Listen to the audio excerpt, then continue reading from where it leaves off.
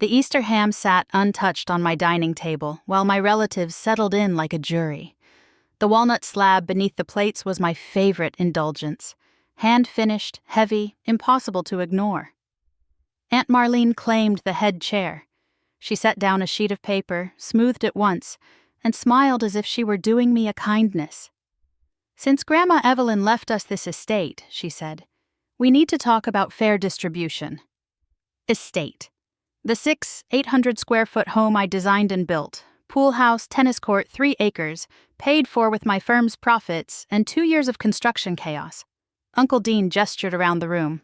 "Property like this shouldn't be left unresolved. We should establish ownership shares." Cousin Harper lifted her phone, snapping my kitchen. "The pool house is basically its own apartment," she said. "Perfect for our weekends." Scott, her brother, nodded, counting bedrooms with his eyes.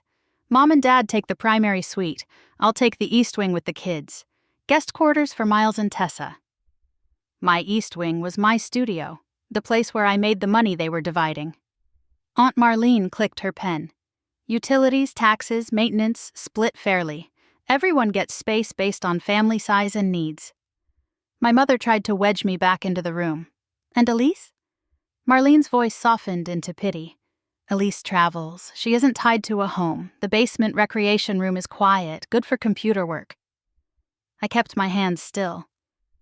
"That's very thoughtful," I said. "I'm sure your plan will work exactly as you imagine." The doorbell rang. Through the front window, a woman in a navy blazer walked up my stone path with a portfolio tucked under her arm. I opened the door before anyone could volunteer a "basement is fine" speech on my behalf. The woman on the step was our HOA president, Sloane Whitaker. Silver hair, brisk smile, portfolio tucked to her ribs. "Elise, sorry to interrupt Easter," she said. "We've got a Henderson boundary dispute. As vice president, your signature matters." Vice president. The title floated into the dining room and snagged on every bold assumption. "Come in," I said. Sloane walked past the foyer as if she'd once inspected every stud and beam, which during construction she practically had. Her eyes flicked over the floating stair, the north-facing studio windows, my framed renderings. Aunt Marlene stood. "We're discussing family property arrangements," she announced. "I'm Marlene Halstead, Elise's aunt." "How nice," Sloane replied. "Elise did extraordinary work here. When she bought the lot and submitted her plans, the board was impressed. Homes like this lift the whole neighborhood." "Bought the lot." Uncle Dean's hand froze midair. Harper lowered her phone. Scott's gaze went blank, as if the east wing had vanished. "I'm sorry," Dean said, careful. "This property belonged to her grandmother." Sloane blinked. "Oh, no. Elise purchased the land from the developer 3 years ago. Deed, approvals, permits. Everything is under Elise Mercer." She glanced at me, still smiling. "All correspondence goes directly to you as sole homeowner."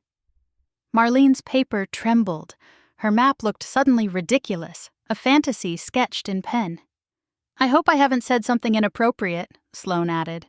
"Not at all," I said. "You've clarified exactly what needed clarifying." We spoke 2 minutes about survey stakes and easements. When Sloane left, the house felt too quiet and no one reached for the carving knife. No one spoke until my mother's chair creaked. She stared at Marlene's paper like it had bitten her. "Elise," she said, quieter, "why didn't you tell us?" I set my phone beside the serving platter. The ham sat cold and untouched. "You didn't ask," I said. "You walked in and started assigning corners of my life." Uncle Dean tried for outrage. "But you let us—" "I let you talk," I said. "Because I needed to hear what you believe you're owed when you think I'm not listening." Marlene's smile thinned. "Grandma Evelyn wanted family together." "Then you call," I said, and took her sheet. I folded it once, crisp as a verdict. "If you visit, you're guests. You don't move in, you don't remodel, you don't split my taxes like it's a prize." Harper tucked her phone away. Scott stared at the table. Dean's hands went empty. I opened the front door and held it. Spring air slid through the hallway. Cut grass, wet stone. They filed out, apologies crumbling as they went. My mother hesitated. then followed. That night, I emailed Sloan my signature for the boundary file and went downstairs with a glass.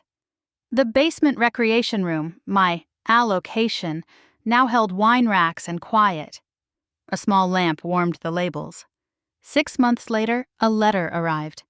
"So sorry about Easter. Let's celebrate at your beautiful home." I declined. Instead, I hosted a showcase for local designers, and I told the story only once, smiling. Owning a thing is easy. Keeping it is the harder craft.